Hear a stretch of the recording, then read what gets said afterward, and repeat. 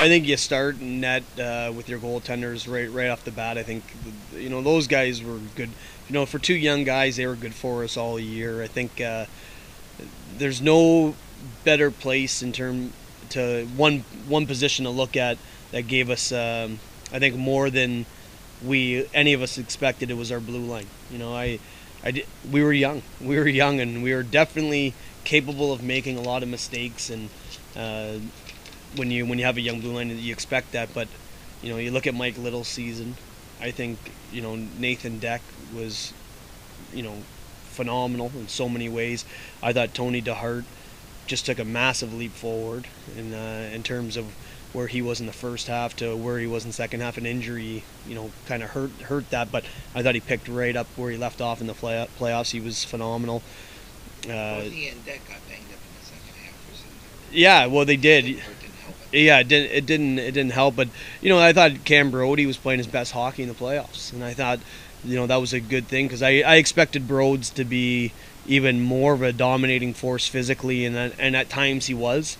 I thought down the stretch he was he played exactly the way we thought, and I think that's what you're looking for, is for guys to just really pick their game up and play. But as a group back there, I think those guys really stepped up to the challenge. Up front, there was obviously some guys that were real good. I think the only real kind of surprise for me was Jesse Fracken.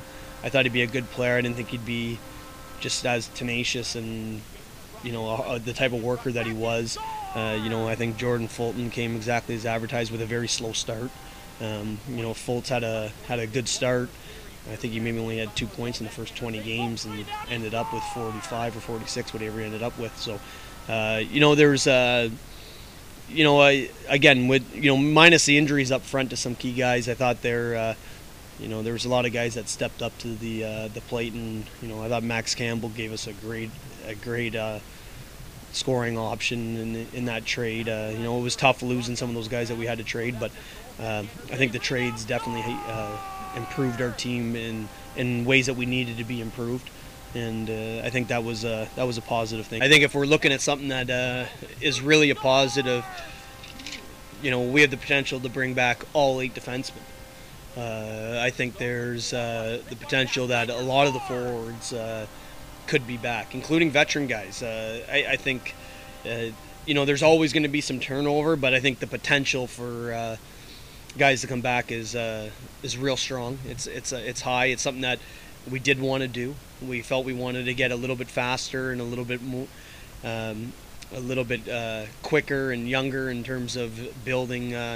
2 years ago we had a team that was real good in the regular season and built to win a championship and stumbled in the first round. And this year we had a team that was built to be a little bit better in the playoffs, but probably wasn't built as a championship squad, especially with the injuries and just the way our blue line, we had some near misses on our blue line early in the year, and Edmonton really dealt with a lot of injury problems, losing Ringwald and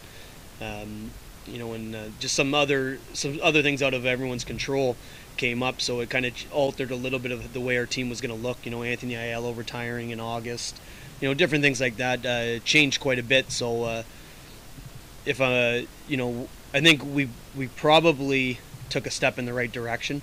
I think that's hard for the fans and a lot of people to comprehend, even myself, because we feel that every year we want to be a team that can win it, but we got beat by a team that had 90% of a blue line that won a cup last year together, and that type of things, and those type of things come into play. But I think if anything, we're in a better spot today for next year than we were last year when the season ended, going into this year. So I think that's a positive thing. Again, a lot of different things happen in the off season in our league. A lot of players get different opportunities that sometimes they can't turn down, and mainly Europe, and so there'll be some surprises. There'll be some things that some players that we thought we would have back that don't end up coming back, and it's just kind of the nature of the beast and the nature of the level. But for me,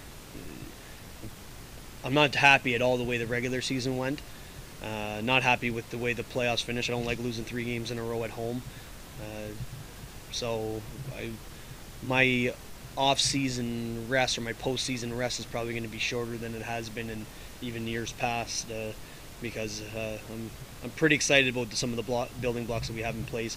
I really want to get my phone glued to my ear for the summer again and start finding the rest of the pieces.